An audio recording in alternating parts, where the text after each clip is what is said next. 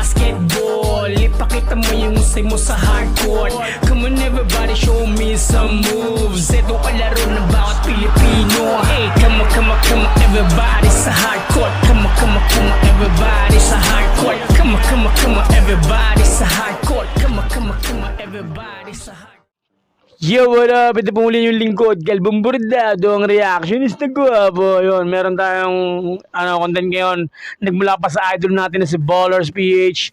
Yan, it's all about Barangay Ginebra. Update sa ating idol na si Brownlee at syempre sa idol natin si Jeremiah Gray.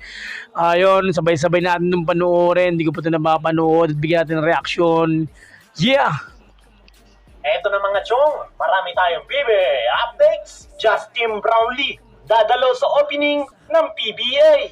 Barangay Ginebra good news.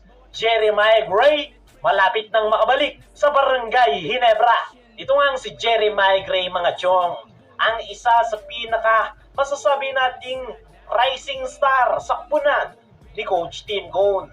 Napakaganda ng ipinakitang performance last PBA on tour. Ang kaso nga lang ay sa huling laro nila ay doon pa siya tinamaan ng injury sa kanyang tuhod.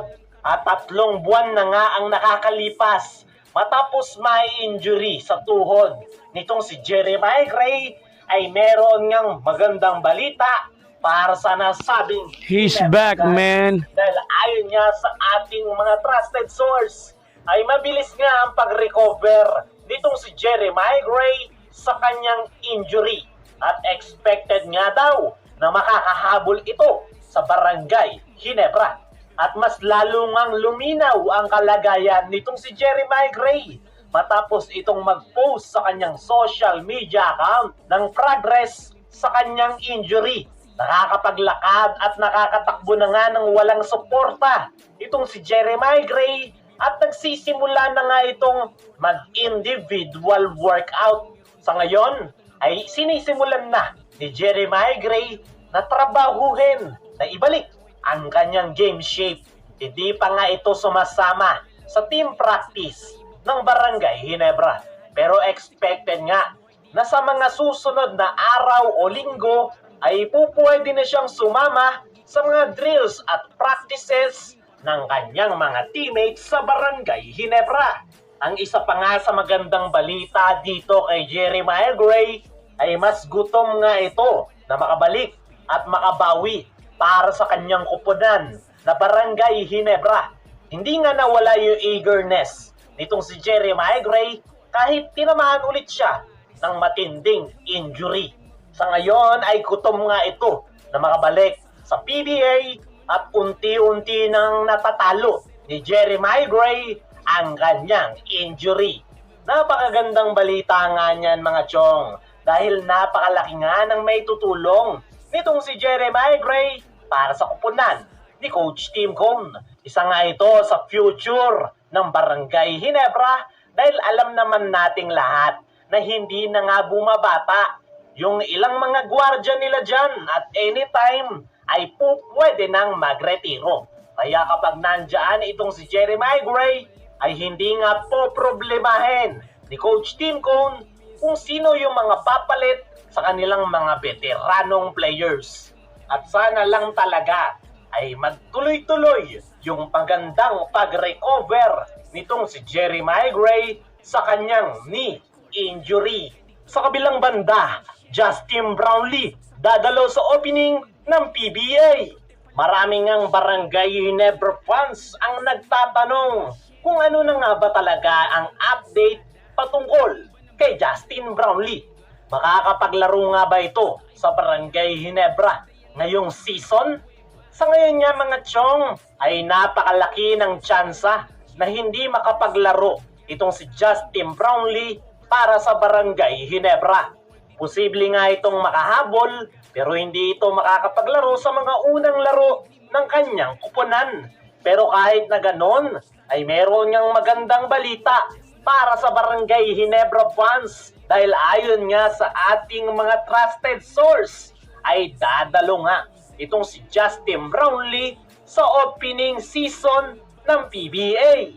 Magkakaroon nga ng awarding ceremony at recognition sa opening season ng PBA para sa Gilas Pilipinas players dahil natuldukan nga nila ang 6 na dekadang gold medal drought ng Gilas sa Asian Games. At expected nga na dadalo dyan itong si Justin Brownlee.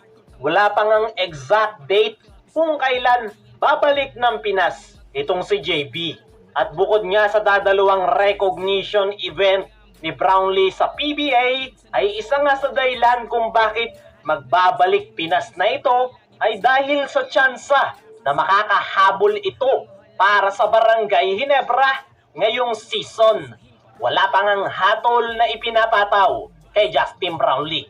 Pero ine-expect nga ng Ginebra management na 1 buwan lang ang magiging suspension nito.